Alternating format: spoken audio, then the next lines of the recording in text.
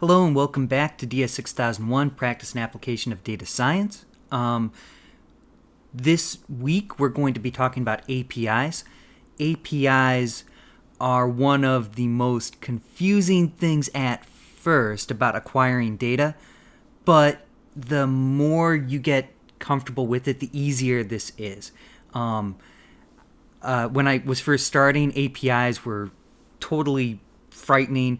And now I love APIs because for the most part, with some exceptions, for the most part, I can just connect to an API and get the data I need, and it's less work. So let's get into it. What is an API? So some of the most important data providers that you might be working with are really big operations. They might be social media companies, search engines like Google. They might be governments. They might be finance firms, okay? Now, when working with a data provider that is that big, you're going to be working with an application programming interface or an API. These organizations set up an API to make it automated and easy to access their data without having to call them up or write an email or do anything like that. You're working with a system and you're not working with a human. And the reason for that is everybody needs different data, different formats, different selections of data. And even a really big organization like Google doesn't have the resources to have everybody talk to a human about acquiring data. So that's why we have these systems. An API, to get a little bit technical for a second, an API connects two parts of a web application, the front end and the back end. The front end is the user interface, the stuff that we as a user will see, and the back end, the place where all the data are stored and organized. The analogy that you'll see in lots and lots of different places is that an API is like a restaurant. So you've got customers placing orders. Now the customers, that's like the front end. These are users who have requests and they would like those requests filled. The chefs in the restaurant are the back end. They're the ones who prepare the orders, who take the raw material, put it together into whatever it is the user requested. And it's the waiters who are the API. So the waiters are responsible for all communication between the front end and the back end. They're talking to the customers, what's your order? They're bringing that to the back end. And then when the back end is completed with the order, they bring the food back to the customer. So that's an API. There are a few other analogies as well, which I've written about in the Jupyter Notebook, but we're going to summarize the information in the Jupyter Notebook here. Okay, the most confusing thing about an API is just the jargon. Once you get familiar with the technical jargon, this is all a whole lot easier. So let's go over some of the biggest pieces of technical language and jargon that you're going to encounter when reading API documentation. First, we've got this acronym REST. Stands for Representational State Transfer. REST is sometimes described as a set of architectural standards. It's standards that programmers try to follow when they're designing the API to begin with.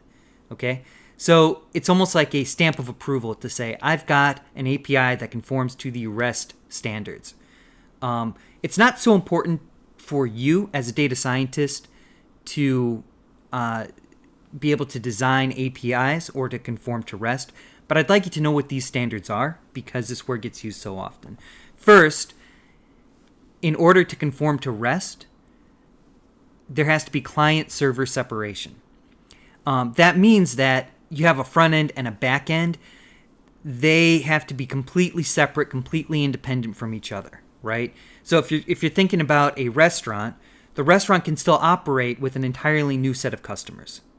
The restaurant could still operate if you hired different chefs, okay? So there shouldn't be any interaction between the client side and the server side. Another standard for REST is that it must be stateless. That means that one request put into the API should not have an impact on other requests that are also going in, okay? So every single user request that goes into the API should be independent from all other user requests. Cacheable. Cacheable means that responses can be stored and retrieved when needed. So if I issue a request to the API and the API works through it, the API needs to save that information so that later, if there's a second user who submits the exact same request, the API doesn't have to work through it again. They could just remember, oh, I've dealt with this before, and just give the exact same output. That really increases the speed, and it reduces the load on processing on the web application. Two more standards. One is a uniform user interface so that everybody using the API sees the same thing. And then layers. So distinct tasks are handled by distinct subsystems. That way, if there's a problem in one, it doesn't take down the whole system. An API that conforms to all 5 of these standards is called a REST API, or just a RESTful API. Okay? So when you see that phrase, that's what it means. Now, there are also some basic functions, which are called verbs, that an API can execute. First, there's a GET request. GET pulls data from the back end of the web application. So this is what we as data scientists are mostly going to be doing. We're going to be talking to the API, putting in GET requests in order to get their data. There's POST. A POST request is when we as the users provide data that goes into the API and then into the back end. So if you need to register, if you need to put in your name and username, or for whatever reason, if you need to give data to the API, that's a POST request. Now, there are a few others which are used less often. There's PUT. That is when you replace data in the back end with entirely new data. Okay, so I'm going to replace your file on me as a user with new information, like an entirely new version of the record you have on me. Patch is like PUT, but it's a bit more narrow and focused. It's not replacing data, it's editing data that already exists. So I'm not going to go in and replace like all of the data that I gave them. I'm just going to change my address. Okay, I'm not going to change my name and stuff like that. So that's a patch request. And then finally, delete, that's when you remove data. Okay, these 5 verbs are also called CRUD. Create, read, update, and delete. I know, there's so many acronyms flying around, it can get very confusing. So we have these 5 basic verbs: get, post, put, patch, delete, and they're all CRUD operations. Okay, so far so good? Now, APIs, when they receive a GET request, they'll send back data, and that data is almost always in JSON format. Sometimes it's in XML, but most of the time it's in JSON format, which is great because we've already dealt with JSON files in Module 3. Okay, a few other pieces of jargon. First, all of these verbs are called the Hypertext Transfer Protocol, HTTP, and you'll notice that at the beginning of all these web addresses, right? HTTP is the long-standing system for transferring data to and from browsers and internet servers, okay? So just know that you're dealing with the roots of the internet here. Responses from a REST API include HTTP numeric status codes. So when you issue a request to an API, or to any website for that matter, and you get output, that output is also attached to an HTTP status code. For example, 200, if you see the number 200, that means this was successful, right? We understood your request, we gave you what we think you wanted. That's 200. But you also might see a 404 error. You've probably seen this if you've ever had a typo in a web address and it says 404. It just means that we could not find this resource, right? So, you know, you wrote like Google with 2 G's and it doesn't find it, okay? All right. Also, 403, that means that the resource is forbidden, maybe because you need an access key and you didn't provide one, or you entered in the wrong access key. And so this brings us to the most important skill for APIs. Some APIs have better documentation than others, but still, you need to know how to read API documentation. All API documentation should provide the following information. So first, the API root. The root is the web address where all the resources exist for that API.